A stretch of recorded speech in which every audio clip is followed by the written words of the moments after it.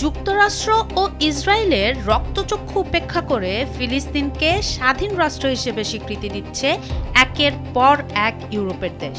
সংকট সমাধানে সৌদি আরব ও ফ্রান্সের উদ্যোগে আয়োজিত একটি গুরুত্বপূর্ণ সম্মেলনে বসছেন বিশ্ব নেতারা। সোমবার নিউ ইয়র্কে এই বৈঠক অনুষ্ঠিত হবে।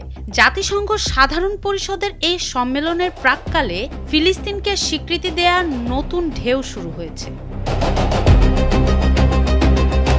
বিশ্ব নেতারা এই সম্মেলনে অংশ নিলেও ইসরায়েল ও তাদের ঘনিষ্ঠ মিত্র মার্কিন যুক্তরাষ্ট্র এই সম্মেলন বয়কট করেছে। স্যান্ডেলিনা সো, রূপচর্চায় আভিজাত্য। এই অবস্থায় গেল রোববার যুক্তরাজ্য, কানাডা, পর্তুগাল ও অস্ট্রেলিয়া আনুষ্ঠানিকভাবে ফিলিস্তিনকে স্বাধীন রাষ্ট্র হিসেবে স্বীকৃতি দিয়েছে।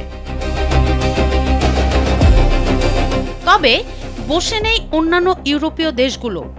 ইতিমধ্যে বেলজিয়াম, ফ্রান্স, লাক্সেমবার্গ, মাল্টা ও নিউজিল্যান্ড এই 6টি দেশ একই রকম পদক্ষেপ নিতে যাচ্ছে। এই দেশগুলো বলছে দ্বিরাষ্ট্র সমাধানের ধারণা চিরতরে বিলীন হওয়ার আগেই পদক্ষেপ নেওয়া প্রয়োজন। এজন্য ফিলিস্তিনকে স্বীকৃতি দেয়া 147টি সদস্য দেশের তালিকায় যুক্ত হচ্ছে তারা।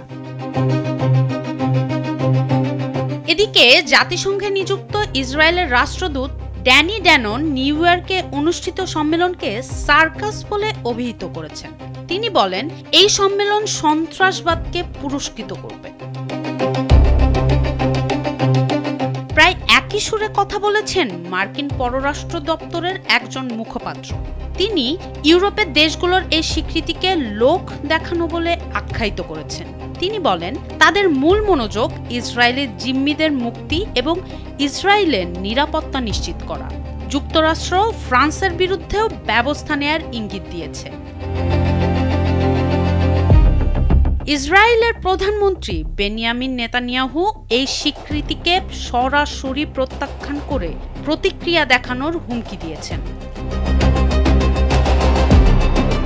ইতোমধ্যেই ইসরায়েলের কয়েকজন মন্ত্রী প্রতিক্রিয়া স্বরূপ পশ্চিম তীরের একটি অংশ নিজেদের ভূমির সঙ্গে সংযুক্ত করার দাবি তুলেছেন।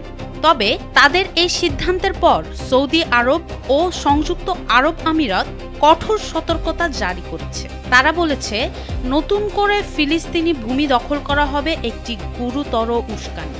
এই অবস্থায় মার্কিন প্রশাসন হুঁশিয়ারি দিয়েছে যে ইসরায়েলের বিরুদ্ধে কেউ কোনো পদক্ষেপ নিলে তাদের বিরুদ্ধে পাল্টা ব্যবস্থা নেওয়া হবে।